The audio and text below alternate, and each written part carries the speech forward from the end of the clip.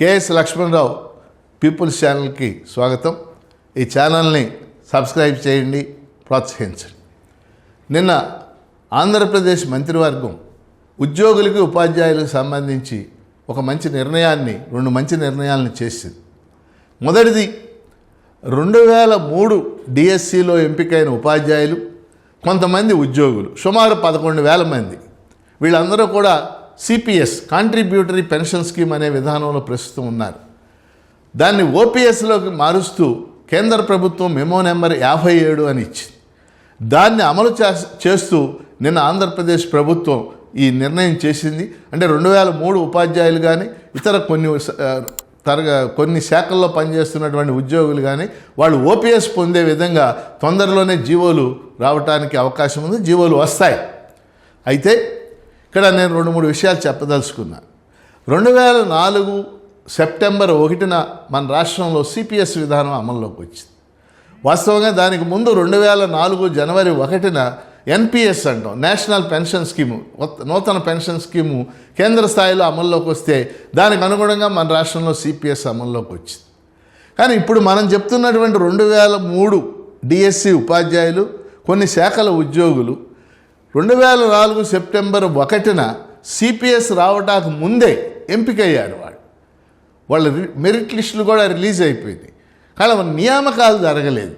నియామకాలు జరగడానికి కొన్ని సాంకేతికపరమైన అంశాల వల్ల నియామకాలు జరగలేదు. జరిగి ఉంటే వాళ్ళంతా కూడా ఓపీఎస్లో ఉండేవాళ్ళు. అందుకని అనేక ఉద్యమాలు దీనికోసం జరిగినాయి. ముఖ్యంగా ఉపాధ్యాయ సంఘాలు పెద్ద ఎత్తున ఉద్యమాలు చేసినాయి. యూటీఎఫ్ చేసింది, ఫ్యాప్టో సంఘాలు చేసినాయి.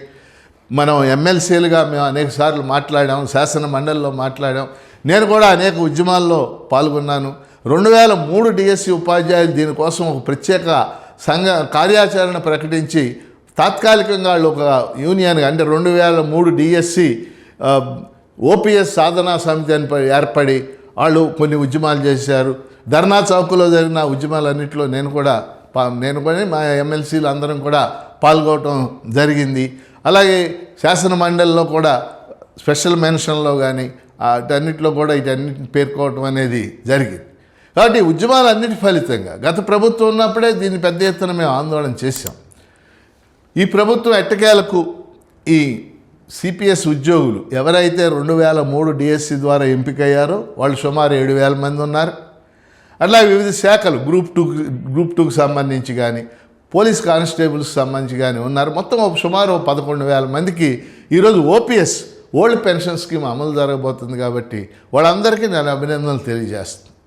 అదేవిధంగా ఈ నిర్ణయం తీసుకున్నటువంటి రాష్ట్ర ప్రభుత్వానికి, ముఖ్యమంత్రి గారికి కూడా నేను అభినందనలు తెలియజేస్తూ ఉన్నాను. అదేవిధంగా మరి సిపిఎస్ అనేది ఒక బృహత్తరమైన సమస్య.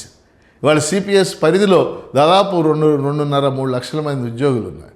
సిపిఎస్ రద్దు చేయాలని చెప్పేసి వాళ్ళు కోరుతున్నారు. దానికి సంబంధించి కూడా మరి కొన్ని నిర్ణయాలు చేయాల్సినటువంటి అవసరం ఉందని చెప్పేసి తెలియచేస్తూ, అలాగే గతంలో 60 నుంచి 62 ఏళ్ళు చేసినప్పుడు కొన్ని శాఖల్లో ముఖ్యంగా గురుకులాలు ఉన్నాయి, 4 గురుకులాలు అంటే సొసైటీస్ అంటారు, వాళ్ళకి అమలు జరగలేదు. అలాగే సహకార శాఖలో ఉన్న ఉద్యోగులు, ప్రభుత్వ రంగ సంస్థల్లో ఉన్న ఉద్యోగులు, వాళ్ళకి 62 అమలు జరగలేదు. చాలామంది రిటైర్ అయిపోయారు కూడా. అది కూడా మేము అనేక సార్లు రిప్రజెంట్ చేయడం జరిగింది. ఇప్పుడు వాళ్ళందరికీ కూడా 62 ఏళ్ళు పెంచుతూ కూడా రాష్ట్ర ప్రభుత్వం ఓ నిర్ణయం చేసింది. ఆ జీవోలు కూడా బహుశా ఈ వారంలో రిలీజ్ కావచ్చు. వీళ్ళందరికీ కూడా నేను అభినందనలు తెలియజేస్తూ ప్రభుత్వానికి కూడా అభినందనలు.